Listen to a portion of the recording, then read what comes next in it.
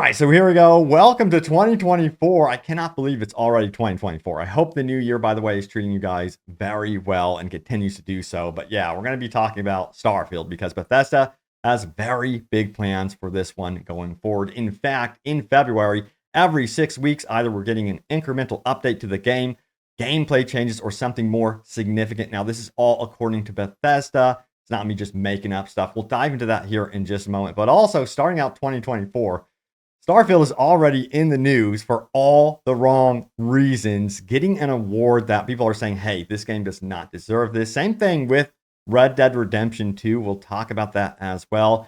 And then, yeah, we have some opinions that the inevitable is going to be happening, that Starfield will be pulling off a cyberpunk. That would actually be a miracle if that actually happens. But you know what? Let's get straight into this, shall we? Starting out with what is going on right here. Now, check it out. It says this. As Starfield and Red Dead Redemption 2 claim controversial prizes, doubt is being cast over the value of the Steam Awards.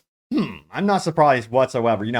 Going clear back to, of course, the Video Game Awards, people were already questioning those awards as well, except for Baldur's Gate 3. A lot of what it received made sense. Alan Wake 2 as well. But you know what? Even with critic ratings, people are losing hope. You go back to the launch of Cyberpunk 2077, which was an absolute disaster. It was already getting 10 out of 10s, perfect scores, 9 out of 10s, all that stuff before it released. And people found out the truth about that one very, very quickly. But yeah, let's keep going here. We're going to dive into this article further and see what is happening with Starfield. And yes, I'm kind of curious about Red Dead Redemption 2. Now, it says this. The biggest question mark hovers over Starfield and its receipt of the Most Innovative Gameplay Award. Now, I've not played the other nominees in this category, but Bethesda's latest is built firmly upon the bones of the games the studio has been making for decades, and whatever you think of Starfield, I'm not sure that counts as innovation in the traditional sense. So yeah, if we head on over here to what's going on with Starfield, it seems like, Bethesda, they're actually happy about receiving this award. They're saying, we're thrilled to announce that Starfield has won Most Innovative Gameplay in the Steam Awards, but people are already calling them out in the comments saying, I'm pretty sure that was done as a joke. Same way Red Dead Redemption 2 got a labor of love while not receiving updates for 3 years. I'm afraid there's nothing innovative in Starfield's gameplay whatsoever. Ouch. But you know what? Let me know if you guys agree with that or not, because in terms of Red Dead Redemption 2, people literally held funerals for that game in multiplayer saying, wow, they just gave up on this one. So to see that it was receiving such awards is just, I feel like are they trolling? I'm kind of confused here as to why they would do this. Now, interestingly, if we head on over here as well, we can take a look at this. It says Most Innovative Gameplay Award, of course, went to Starfield, but the finalists, this is where it gets just wild to me. You could see them right here. Contraband Police, Your Only Move is Hustle. I have not played these games. There's one in here. Remnant 2 is also in this category. I have played that. And then, of course, Starfield took this award. But you don't even see games like Baldur's Gate 3 in this category, or even like Alan Wake 2, which in my opinion was very innovative with its gameplay in some ways. But anyway, there's nothing like super innovative about Starfield's gameplay. I mean, yes, it has a jetpack. I mean, there's so many games that have done that before. I can't think of anything that just absolutely stands out in terms of innovation for Starfield. And when you actually think about RPG systems, choice and consequence, Baldur's Gate 3 did everything, so much better in that regard, and actually would be considered super innovative in that regard. So yeah, this felt like it was kind of set up in favor of Starfield winning this no matter what. Now, with that being said, some interesting things going on over here. Check it out right here. It says Eurogamer readers vote Starfield number 7 in their top 50 games of 2023. So at least there's that. If we scroll down here, we do have some replies from Serious Process 6310, who says, I started a new playthrough and I'm having fun again. However, I'm completely avoiding using the Constellation companions as they are incredibly boring and judgmental. Instead, I'm role-playing as a bounty hunter rogue that has no qualms with killing anyone. My companion is the adoring fan, and he has turned out to be by far the best companion No matter what I do, he praises me and does not judge as I move from one blood-soaked planet to the next. Actually, really fun. And I think that's one of the core issues with Starfield again, is the companion system. You know what? I've actually been diving back into Skyrim, and the more I play Skyrim, I really do see some of the glaring flaws for Starfield, and one of them being the companions. You know, the companions in Skyrim, I actually want them to join me on adventures, and there's some hilarious mod companions in there as well. But yeah, you know, that's one of the core issues, and I really, really hope that we see new companions with the expansion that's coming up here. You know, Shattered Space. They really need to tap into this part of the game because, yeah, you're finding more and more people are, you know, not even wanting to venture out there with the companions, which is a huge problem, a core issue with the game for sure. And then you have this one right here. Starfield attempting a Cyberpunk 2077 reputation repair seems inevitable. And you know what? I totally agree. I hope that this is the path that Bethesda is on right now because they definitely have the player base. The numbers are there, at least initially. People already have had Starfield installed on either the Xbox Series X or, of course, their PC. And I think that if it gets significant updates, like we saw from Cyberpunk and reduced price sales, that sort of thing, when they time a, you know, big overhaul for this game, I think people will come back to the game, much like they did with Cyberpunk. Look at the shape that Cyberpunk is in. You know, there were many people saying Cyberpunk 2077 is their game of the year for 2023. And a lot of people said, hey, that's never going to happen. Don't hold your breath. And it actually did happen. And Bethesda, can they live up to that reputation? Can they pull off a CD Projekt Red of sorts? Now, if we dive into the Forbes article here, it says this: as you may or may not recall, Cyberpunk launched as a financial success. It sold 13 million copies in December. Launch month alone, CD Projekt Red could have dusted off their hands, had a few million more sales trickle in over time, taken that bank and moved on. But guess what? Yes, they didn't. They stuck with it. And if I want to look to Bethesda's history, a good indication of them sticking with Starfield is Fallout 76. They could have been like, oh man, people hate this game. We are done. No, they stuck with it. They continue to update it. And that alone gives me some hope, a glimmer of hope for Starfield, even with Elder Scrolls 6 on the horizon, because this is their reputation we're talking about. Now, there's some things I think that Starfield will not be able to fix because it's like a core gameplay issue, but maybe they can like fine tune it and update it in that regard. Now, when we talk about what is happening going forward in 2024 officially for Starfield, we need to look at what Bethesda has actually said right here. So let's take a look, shall we? So it says this.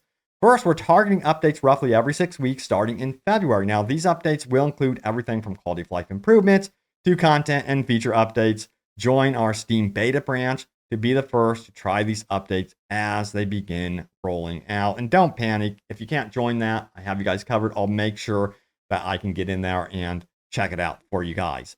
Now, we have this right here now. It says, we've been reading all of your feedback and are excited to start launching these new features.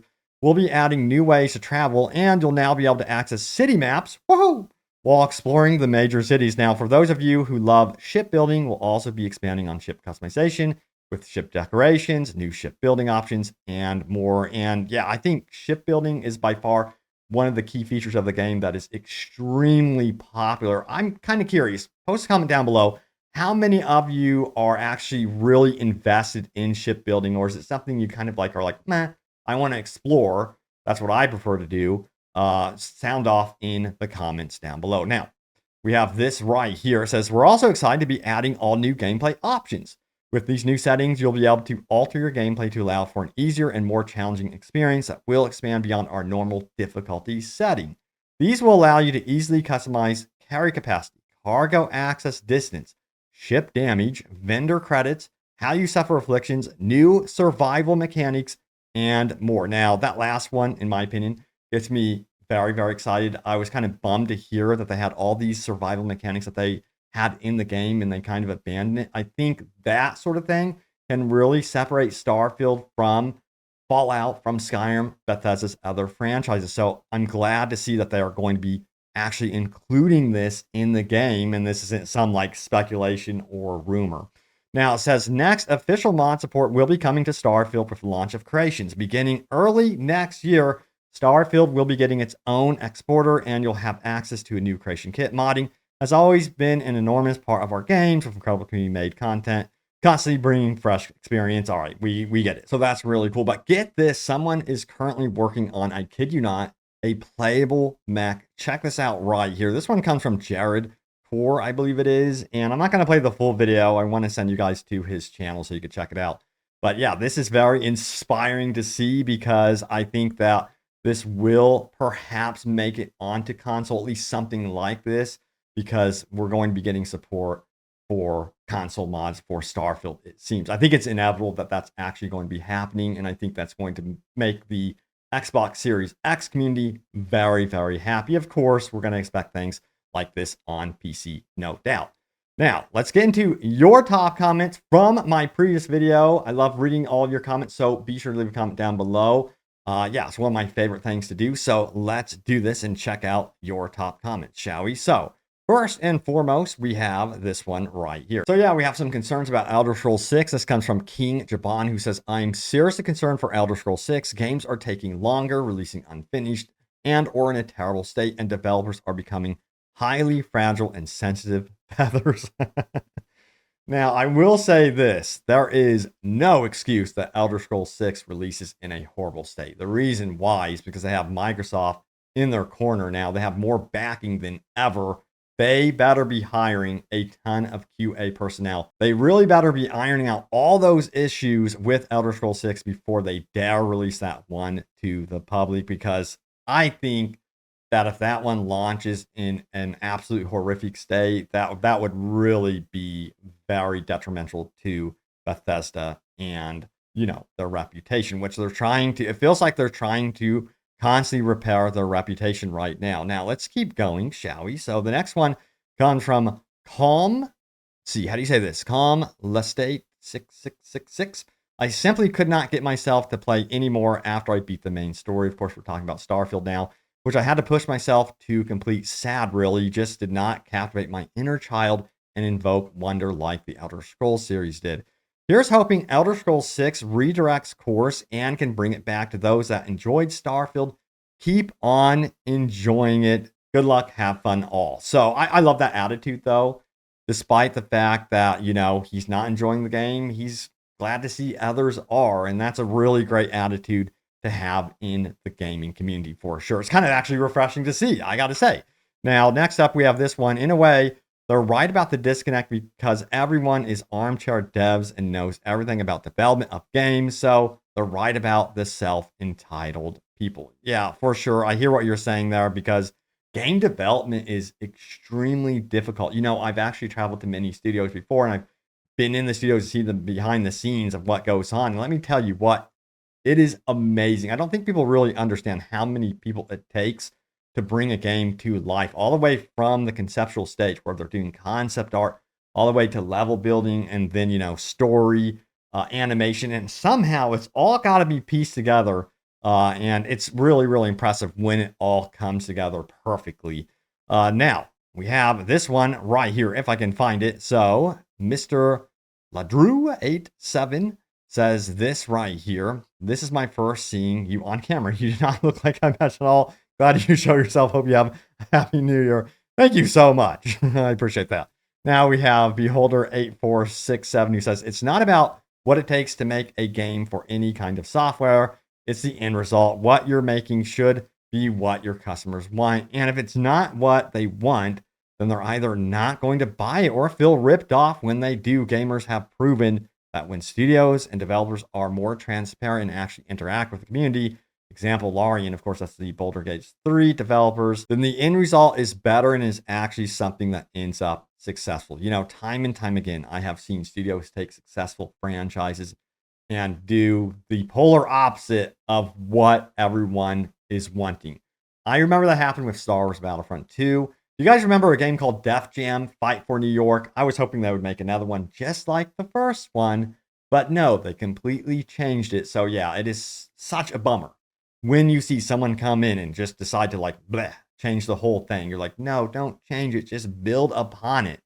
So yeah, I get where you're coming from with that one, but yeah, we'll see what happens in 2024 with Starfield.